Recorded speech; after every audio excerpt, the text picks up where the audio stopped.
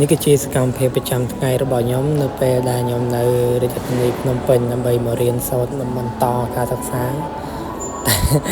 វីដេអូនេះតាំងពីប្រហែលថ្ងៃមុនហើយដោយសារតែលោកវល់ពេកអត់បានកាត់បង្ហើយឥឡូវនេះអត់ទាន់បានទៅសាលាយើងឆ្លៀតមកចូលបណ្ណាល័យដើម្បីរំលឹកមេរៀនខ្លះៗដោយសារតែប្រហែលថ្ងៃទៅមុខទៀតខ្ញុំប្រឡង final បញ្ចប់ឆមាសទី1ឆ្នាំទី2ដោយសារតែឥឡូវខ្ញុំឡើងមកឆ្នាំទី2ហើយការពិតទៅរៀនសូត្រភាពខុសគ្នារវាងវិទ្យាល័យនិងសាកលវិទ្យាល័យគឺខុសគ្នាជាច្រើនបើនៅសាកលវិទ្យាល័យយើងមានពេលជាច្រើនដើម្បីឲ្យវេលាឲ្យពេលខ្លួនឯងក្នុងការធ្វើកិច្ចការងារជាច្រើនដែលយើងចង់ធ្វើ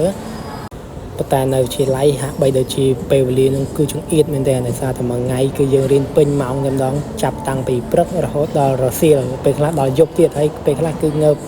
ម៉ោង6ព្រឹកទៀតប៉ុន្តែយើងនៅតែមាននេះដើម្បី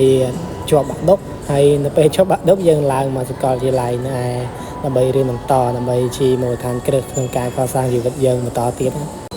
សម្រាប់ខ្ញុំការនៅរៀនវិទ្យាល័យគឺរៀនពេញម៉ោងរៀនទាំងព្រឹករៀនទាំងថ្ងៃរៀនទាំងល្ងាចដល់ពេលមកសាកលវិទ្យាល័យទៀតគឺរៀនទាំងពេញម៉ោងតែម្ដងគឺរៀនព្រឹកថ្ងៃល្ងាចដូចកាលវិទ្យាល័យផងដែរប៉ុន្តែដោយសារតែជំនាញខ្ញុំគេតម្រូវឲ្យអញ្ចឹងប៉ុន្តែជំនាញសាកលវិទ្យាល័យខ្លះគេរៀនតែ4ម៉ោងទេប៉ុន្តែខ្ញុំរៀន8ម៉ោងខុសគេតែនៅក្នុងវីដេអូនេះខ្ញុំអត់ប្រាប់អ្នកទាំងអស់គ្នាថាខ្ញុំរៀនអីទេ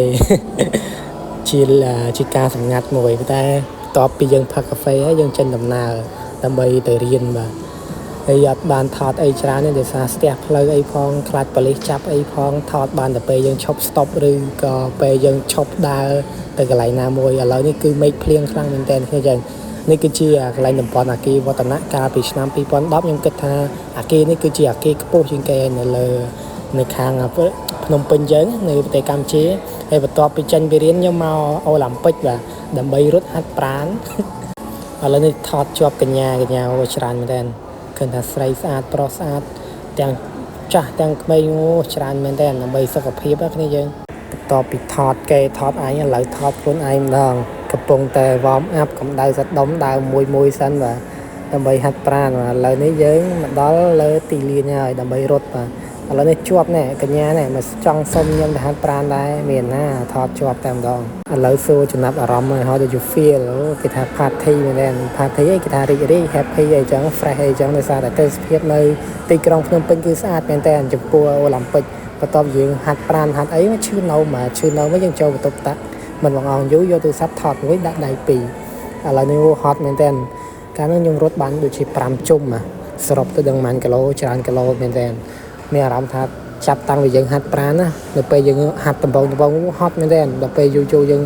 អាភាពស្វមនៅក្នុងរាងកាយយើងស្វមអត់សូវហត់ទេមានអារម្មណ៍ថា fresh ហាត់ឲ្យចង់ហាត់ទៀតហើយមិនមែនតែប្រជាជនខ្មែរមកចូលរួមហាត់ប្រាណដើម្បីមើលទេសភាពគឺមានជនជាតិអង់គ្លេសដែរបងប្អូនតែក្រុមគ្រួសារគាត់មកក្រុមចំនួន5នាក់4នាក់អញ្ចឹងមកអង្គុយកំសាន្តអីចឹងទៅហើយនៅក្នុងទីលានក៏មានអ្នកហាត់ប្រាណដែរក្នុងទីលានហ្នឹងដូចជា2000ដូចសិនជាយើងចង់ចូលតែខ្ញុំខ្ជិលបងលុយខ្ញុំហាត់ខាងលើ free អរគុណចង់វីដេអូហ្នឹងមានតែប៉ុណ្្នឹងឯងជួយ subscribe មួយផងគ្នាចឹងអរគុណ